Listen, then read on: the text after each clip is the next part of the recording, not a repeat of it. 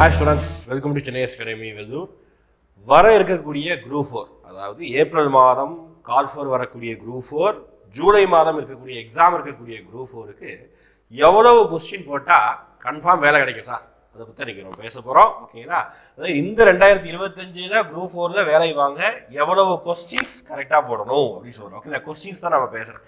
அப்போ எப்போவுமே நம்ம எங்கே யார் எப்படி பேசினாலும் 200க்கு எவ்வளவு கொஸ்டின்ஸ் கரெக்டாக போடுறீங்க, அதை வைத்து தான் உங்களுக்கு வேலை கிடைக்குமா கிடைக்காதா, டைப்பிஸ்ட் கிடைக்குமா, ஜேஏ கிடைக்குமா, அதில் என்ன டிபார்ட்மெண்ட் கிடைக்கும், இது எல்லாத்தையுமே நம்பர் ஆஃப் கொஸ்டின்ஸ் தான் முடிவு பண்ணும். ஓகேங்களா?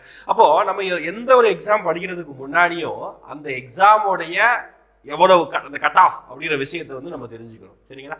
அதுக்கு முன்னாடி நம்ம அகாடமி சார்பாக ஒரு சின்ன அனௌன்ஸ் பண்ணினா அப்படின்னா, கம்மிங் சண்டே, அதாவது 23/2/2025 சண்டே அன்னைக்கு சென்னை ஐஏஎஸ் அகாடமி வேலூரில் நம்ம என்ன பண்ணுறோம் அப்படின்னா, ஒரு free demo classes for group 4 தேர்வுக்காகவே இந்த குரூப் 4 தேர்வை எப்படி வந்து நம்ம வழிநடத்தி கொண்டு போகணும், எப்படியெல்லாம் அப்ரோச் பண்ணணும், இந்த விஷயத்தை எல்லாத்தையுமே இந்த வருகிற டெமோ கிளாஸில் அட்டன் பண்ணலாம். ஓகேங்களா? இதில் நீங்கள் கலந்து கொள்ளணும் அப்படின்னு நினைக்கிறீங்கன்னா, ஸ்க்ரீனில் தெரியக்கூடிய நம்பர் அப்படின்னா 9043211411 நம்பருக்கு உங்களுடைய details, name, address and contact நம்பரை நீங்கள் சென்ட் பண்ணுங்கள். நீங்கள் கால் பண்ணி கூட உங்களுடைய நேம் அண்ட் ரிஜிஸ்ட்ரேஷன் பண்ணிக்கலாம். ஓகேங்களா? ரைட். இந்த டெமோ கிளாஸ் கலந்து கொள்ள மாணவர்களுக்கு ஒரு இலவசமாக சின்னதாக ஒரு மெட்டீரியலும் வழங்கப்படுகிறது. ஓகேங்களா? இதுவே இப்போ நம்ம கணக்குள்ள போயிடலாம். ஓகேங்களா? அப்போது எத்தனை கொஸ்டின்ஸ் கரெக்டாக போடணும் அப்படின்னு தெரியறதுக்கு முன்னாடி, இன்னையிலேருந்து நீங்கள் நம்ம 2025 இருக்கோம், இன்னையிலேருந்து கடந்த 2 குரூப் 4 அப்படின்னு எடுத்து பார்த்தீங்கன்னா, ஒன்று 2022 குரூப் 4, இன்னொன்று 2024 குரூப் 4, அதாவது போன வருஷம் நடந்த குரூப் 4. ஓகேங்களா? அப்போ 2 வருஷத்துடைய கட் ஆஃப் அப்படின்னு தெரிஞ்சுக்கணும். அப்போ கட் ஆஃப்னா என்ன, அதை நீங்கள் தெரிஞ்சுக்கணும். அதாவது வேலை கிடைச்ச ஒவ்வொரு கம்யூனிட்டிலையும் வேலை கிடைச்ச மாணவர்களுடைய கடைசி கொஸ்டின்ஸ், அதான் மார்க், நம்பர் ஆஃப் கொஸ்டின்ஸ் தான் கட் ஆஃப் அப்படின்னு சொல்லிட்டு முடிவு பண்ணுறாங்க. உதாரணத்துக்கு எம்பிசி தான் ஒரு கேண்டிடேட் இருக்காங்க. எம்பிசி நிறைய பேர் செலக்ட் ஆகிருப்பாங்க. அதில் ஒருத்தர் 170 எடுத்திருப்பாரு, 180 கூட எடுத்திருப்பாரு. ஆனால் எல்லாத்தையும் கடைசியாக எம்பிசி ஜென்ரலாக, ஓகேங்களா, அவர்கிட்ட வேற எந்த சப் கேட்டகரி ரிசர்வேஷனும் இல்லாத ஒரு நபராக இருக்கும் பொழுது அவர் எடுத்த கடைசி ரேங்க் தான், கடைசி மார்க், அதாவது நம்பர் ஆஃப் கொஸ்டின் தான் 167. இதுதான் வந்து பார்த்தீங்கன்னா கட் ஆஃப் அப்படின்னு சொல்லிட்டு முடிவு பண்ணுறோம். இப்போ 2 வருஷத்துடைய குரூப் 4 கட் ஆஃப் நம்ம பார்க்குறோம். அதில் ஃபஸ்ட்டு நான் 2022 மட்டும் தான் சொல்ல போகிறேன். ஓகேங்களா? அப்புறம் 2024 சொல்லிட்டு எவ்வளோ நீங்கள் எடுக்கணும், அடுத்து நீங்கள் புதுசாக படிக்க போகிறீங்க, 2025க்காக படிக்க போகிறீங்க, அப்போ நீங்கள் எவ்வளோ எடுக்கணும், அது எதாவது பேஸ் பண்ணி தான் இருக்குங்கிறது நம்ம பேசிக்கலாம். ஓகே, ஃபஸ்ட்டு எஸ்டியாக இருக்கிறவங்களுக்கு 2022 155 கொஸ்டின்ஸும், எஸ்சி 7 162, எஸ்சி பொறுத்த வரைக்கும் 164 கொஸ்டின்ஸ். நான் திருப்பி சொல்கிறேன், இது எல்லாமே 200க்கு எவ்வளவு கொஸ்டின்ஸ் கரெக்டாக போடுறீங்க அதுதான் நம்பர். ஓகேங்களா? அடுத்து பிசிஎம் 164, எம்பிசி 167, பிசி 167. ஓகேங்களா? இதுதான் வந்து பார்த்தீங்கன்னா கட் ஆஃப் 2022 இருந்திருக்கு. இப்போ 2022ம் 2024 குரூப் 4ம் ஒரே எக்ஸாம் பேட்டர்ன், ஒரே லெவல் ஆஃப் கொஸ்டின்ஸு தான் இருந்தது. மாடரேட் அந்த லெவலில் தான் இருந்தது. ஓகேங்களா? ஈஸியாகவும் இல்லை, ரொம்ப ஹார்டாகவும் இல்லை. ஆனால் இந்த தடவை என்ன சார் பெரிய மாற்றம் அப்படின்னு பார்த்தீங்கன்னா, 2 வருஷத்தை விட சிலபஸ் ஒரு பெரிய மாற்றம். ஆமாவா இல்லையா? எஸ், 100% உண்மை. அதில் 100 கொஸ்டின்ஸாக இருக்கக்கூடிய அந்த தமிழை அப்படியே மொத்தமாக திருப்பி போட்ட மாதிரி கொஞ்சம் சேஞ்ச் பண்ணியிருக்காங்க. கிட்டத்தட்ட ஒரு 60% சிலபஸ் வந்து சேஞ்ச் ஆகிருக்கு அப்படின்னு தான் சொல்ல முடியும். ஓகேங்களா? நிறைய அந்த இலக்கியம் பார்ட்டி இல்லவே இல்லை. அதே மாதிரி ஜிஎஸ்ல எந்தெந்த யூனிட்டுக்கு எவ்வளவு நம்பர் ஆஃப் கொஸ்டின்ஸ் கேட்க போகிறோங்கிறதையும் மென்ஷன் பண்ணிட்டாங்க. கொஞ்சம் எளிமையாகவும் மாறி இருக்குது, கொஞ்சம் புதிதாகவும் இருக்கிறதுனால அது கடினமாகவும் இருக்கதான் போகுது. ஓகேங்களா? அப்போ 2 விதமாக இருக்குது. ஓகேங்களா? 2 விதமாக இந்த இருக்குது.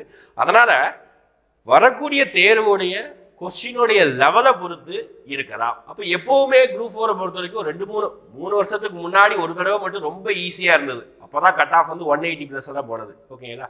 அப்போ கடந்த 2-3 வருஷங்களில் 2-3 லாஸ்ட் குரூப் 4 எல்லாத்துலேயுமே மாடரேட் அந்த லெவலில் தான் இருந்திருக்கு. அப்போ இந்த தடவை நம்ம மாடரேட் லெவலில் தான் எக்ஸ்பெக்ட் பண்ண முடியும். தமிழ் ரொம்ப கடினமும் கிடையாது. சரிங்களா? எளிமையானது தான். இப்போ இதே குரூப் 2 எடுத்துக்கிட்டிங்கன்னா, அங்கே தமிழும் இருக்கும், இங்கிலீஷும் இருக்கும். அப்போது 2யுமே பார்க்கும்போது இங்கிலீஷ்க்கு அட்வான்டேஜ் ஆகிடுது. அது எப்போயிலிருந்து நடந்துக்கிட்டு தான் இருக்குது. அப்போ அங்கே கட் ஆஃப் வந்து கொஞ்சம் வேறு மாதிரி அசியூம் ஆகும். ஆனால் இங்கே அப்படி கிடையாது. இங்கே வெறும் குரூப் 4 தமிழ் மட்டும்தான். அதனால் வேறு வழியே கிடையாது, எல்லாருமே தமிழ் தான் படிச்சாகும். அந்த மாதிரி சூழ்நிலை இங்கே இருக்குது. ஓகே, இதுவே இங்கே பார்க்கலாமா?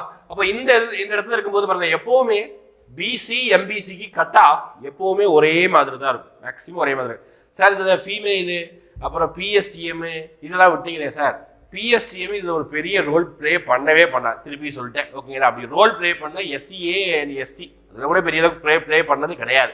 இப்போ பிஎஸ்டிஎம் இங்கே ஒரு கன்சிடரே பண்ணாதீங்க. இருந்தால் அது ஒரு எக்ஸ்ட்ரா பெனிஃபிட் அவ்வளோ இருந்தால் அப்ளை பண்ணிக்கோங்க, அப்ளை பண்ணாமல் வைக்காதீங்க ஓகேங்களா. பிஎஸ்டிஎம் பேச விரும்பலை. ஆனால் ஃபீமேல் ஓகேங்களா பெண்களுக்கு கண்டிப்பாக இந்த கட் ஆஃபோட கொஞ்சம் கம்மியாக இருக்கும், ரொம்ப கம்மியாக இருக்குது, டிராஸ்டிக்கலாக கம்மியாக இருக்காது, கொஞ்சம் கம்மியாக இருக்கும். உதாரணத்துக்கு ஒவ்வொரு இடத்துலையும் ரெண்டு இந்த மாதிரி கேட்டகரி தான் பிசி எம்பிசி இதெல்லாம் ஒரு 2 அல்லது 3 நம்பர் ஆஃப் கொஸ்டின்ஸ் வந்து கம்மியாக போட்டுக்கலாம் ஓகேங்களா. அதே மாதிரி பார்த்தீங்கன்னா பிசிஎம்ல ஒரு 3-4 கொஸ்டின்ஸ் கம்மியாக போட்டுக்கலாம். இங்கே தான் பார்க்கும்போது ஒரு 4 to 5 கொஸ்டின்ஸை கம்மியாக போட்டுக்கலாம். எஸ்டி தான் பார்த்தீங்கன்னா 6 கொஸ்டின்ஸ் வரைக்கும் நீங்கள் கம்மியாக போட்டுக்கலாம். அந்தந்த கம்யூனிட்டி கேட்டகரியை பொறுத்து மாறும் ஓகேங்களா.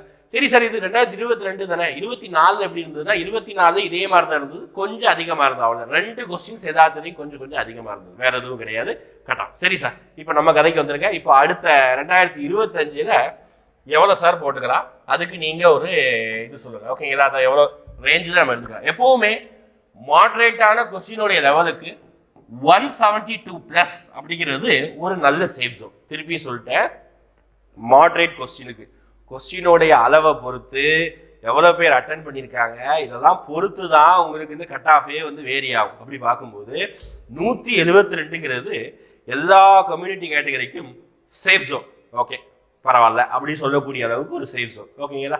இப்போ மேபி என்னால் 122 எடுக்க முடியாது, எஸ்சி எஸ்டிஏ எஸ்சி அப்புறம் வந்து பிசிஎம் இந்த கேட்டகரி பீப்புள், பிசிஎம் கூட விட்டுருங்க, எஸ்சி எஸ்சிஏ எஸ்டி இந்த 3 கேட்டகரி பீப்புள் ஒரு 166+ அந்த ரேஞ்ச் இருந்தீங்கன்னா அவங்களுக்கு எல்லாருக்குமே ஒரு சேஃப் ஜோனை பற்றி நான் பேசிடுவேன் ஓகேங்களா. அப்போ நீங்கள் படிக்கும்போது டார்கெட் பண்ணும்போது நீங்கள் 200 அப்படிங்கிற நம்பர் ஆஃப் கொஸ்டின்ஸ் தான் படிக்கிறீங்க.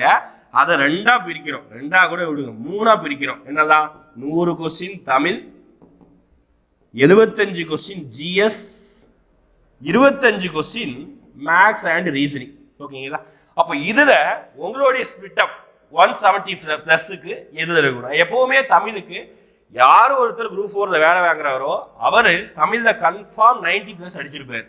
90+ அதாவது 89 இந்த ரேஞ்சில் கொஸ்டின்ஸ் அடிக்காம அவர் குரூப் 4ல வேலை வாங்கவே முடியாது. ரேர் தான், அதெல்லாம் இப்படிலாம் நடக்காது. அப்படிதான் 90க்கு கீழே 80 கொஸ்டின்ஸ் போட்டெல்லாம் வேலை வாங்குறதுலாம் சாத்தியமே கிடையாது ஓகேங்களா. அப்போ ஜிஎஸ்ல நீங்கள் என்னதான் படிச்சீங்கனாலும் சூப்பராக படித்தாலும் 70 தொடுறது ரொம்ப ரேர். திருப்பி சொல்கிறேன், 75க்கு 70 தான் தொடுறது ரொம்ப ரேர் தான். ஜிஎஸ்ல யாருங்க எவ்வளோ நல்லா படிச்சிருந்தாரு, ஏன்னா ஒவ்வொரு ஜிஎஸ்லையும் ஒவ்வொரு மாதிரியான கேள்வி இருக்கும். அப்போ தாராளமாக ஒரு 60+ அப்படிங்கிறத நீங்கள் டார்கெட் பண்ணிக்கலாம். மேக்ஸுக்கு வேற வழியே கிடையாது, நீங்கள் 25க்கு 25 எடுத்தே ஆகணும். நான் ஒரு ஆவரேஜாக 23ங்கிறத அசியூம் பண்ணுறேன் ஓகேங்களா. அப்போ இங்கே 2 கொஸ்டின் கம்மியாக இருக்குது, இங்கே 15 கொஸ்டின் கம்மியாக இருக்குது, இங்கே 10 கொஸ்டின் கம்மியாக இருக்குது. அப்போ ஆனால் ஆவரேஜாக 173+ அப்படிங்கிற விஷயத்தை நம்ம டச் பண்ணிடுறோம் ஓகேங்களா. இந்த 3த்தையும் கூட்டும் போது 173+ அப்படிங்கிறது டச் பண்ணிடுறோம். அப்போ இந்த ஒரு பேட்டர்னை நீங்கள் மனசுக்குள்ள வச்சுக்கிட்டே நீங்கள் படிக்கணும் ஓகேங்களா. அப்போ இங்கே 15 மார்க்கு நான் வந்து பரவாயில்ல அப்படின்னு விடலை ஓகேங்களா. அது யாரா இருந்தாலும் எவ்வளவு படிச்சிருந்தாலும் எல்லாருக்குமே இந்த நம்பர் கிட்ட தான் அப்படியே தொட்டுக்கிட்டே இருக்குது. அதனால இப்படிதான் இருக்கும் பேட்டர்ன். இதை மனசுக்குள்ள வச்சுக்கிட்டு வர குரூப் 4க்கு நோட்டிஃபிகேஷன் வந்தாதான் படிப்பேங்கிறதெல்லாம் நீக்கிட்டு இப்பவே படிக்க ஆரம்பிங்க. இன்னைக்கே வேகமாக படிக்க ஆரம்பிங்க. போட்டி அதிகமான இருக்கக்கூடிய சூழ்நிலையில இப்பவே வேகமாக ஓடினா மட்டும்தான் கிட்ட இருக்கும்பொழுது நம்ம அதுக்குரிய ரிவிஷன் பண்ணுவதற்குரிய டைம்ங்கிறது கரெக்டாக இருக்கும் ஓகேங்களா. Right, thank you.